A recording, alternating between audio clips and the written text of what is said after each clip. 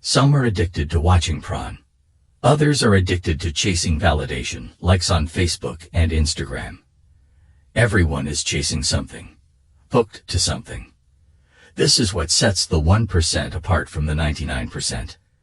If you are able to unhook yourself from these distractions and focus entirely on your work, then rest be assured, you are well on your way to success. There's a saying, if you want to be the tallest building in the world, you either build yourself taller, or you break down the other buildings around you. To no surprise, more than 95% of the men around you are already destroying themselves down. In this situation, if you can build yourself higher and higher, while the rest destroy themselves down, there's no doubt that you will become the 1%. It's a matter of consistency. And what's more is to not get distracted by the people around you who are busy destroying their buildings. Negative habits are much more easier to develop than good habits.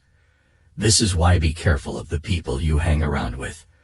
Be cautious of the habits that not only you have taken up, but also examine the habits of the people around you. So coming back to the original question, how do you avoid distractions? How do you stay focused on your goal, purpose, and target? The answer is simple: deep work. Most of us are always multitasking, always in a rush. When you sit down to do something, you jump from one task to another.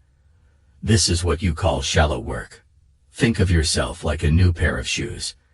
Every time you sit down to work, you are like this new pair of shoes that you have just purchased from the shop. Now, do you think these shoes will fit you perfectly the very first time you wear them? Absolutely no. Even though the shoe size may be perfect for you, but it will still take some time before you can break into them.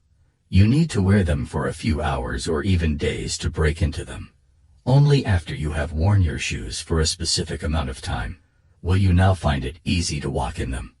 The shoes will wrap around your feet, almost as if they were designed specifically for your feet shape. The same is true for deep work. The first few minutes when you sit down to work will be the most challenging. Just like the shoes that were the perfect size but still didn't feel right on your feet. In the same way, the work you need to complete might be something you are very familiar with. But you need to ease into the task. You need to break into it, until it feels like second nature to you, where you don't need to force anything. To reach this level of comfort and to break in, just like you would with your shoes, you need to avoid any and all types of distractions. The urge to pick up your phone or to open something other than the work you must be doing. These distracting urges will be strongest whenever you sit down to work. But remember, these first few minutes are crucial. If you allow yourself to give into these urges, then the rest of your working session will be full of shallow work. But if you resist the urge, you will find yourself successfully break into the task. At this stage, you are focused on nothing but your work. You have successfully entered the stage that we call deep work.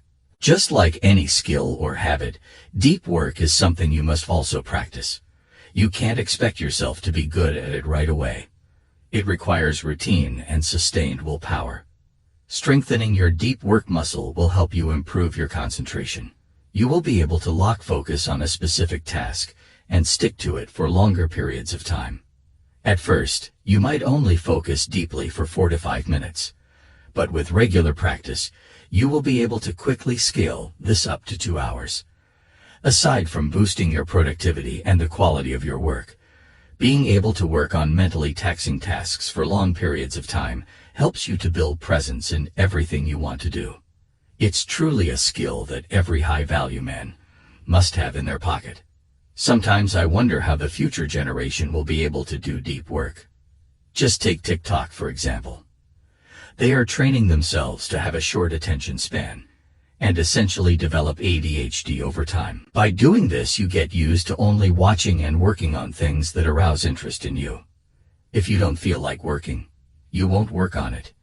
Every time you sit down to work on something, you can't help but pick up your phone because you have trained your mind to crave dopamine. We often discuss one of the biggest principles of masculinity, which is to crave discipline, not motivation. But by always giving into the urge of distractions and not letting yourself ease into deep work, You throw this masculine principle straight out the window. Doctors call deep work the productive flow state. This is what the doctors have to say about the people that regularly practice deep work. Listen closely.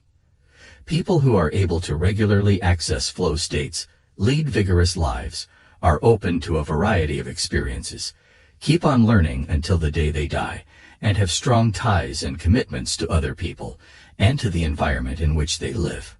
Does that not sound like the definition of a high-value man? Well, those are just some of the benefits of deep work. Here are 2 quick ways to start deep work from today. Let's start with the obvious. Number 1. Quit social media. According to a research paper, if you spend large portions of your day in a state of fragmented attention, where you're constantly breaking up your attention to take a quick glance at, say, Instagram, this can permanently reduce your capacity for concentration. So deactivate your social media, or just switch off your phone every time you sit down for work. And finally, number 2. Work on the clock. Remember, deep work is not something that needs to go on for hours. Pick a specific amount of time that you know you will complete the activity within. Set a timer or a clock in front of you and begin working right away. It's just like when you are in an exam. You are working on the clock. You are under a timer. The last thing on your mind in the exam is to pick up your phone and get distracted because you know time is about to run out. Use that same trick here. You will automatically feel a difference and have no need to pick up your phone. By the way, don't forget to show some love.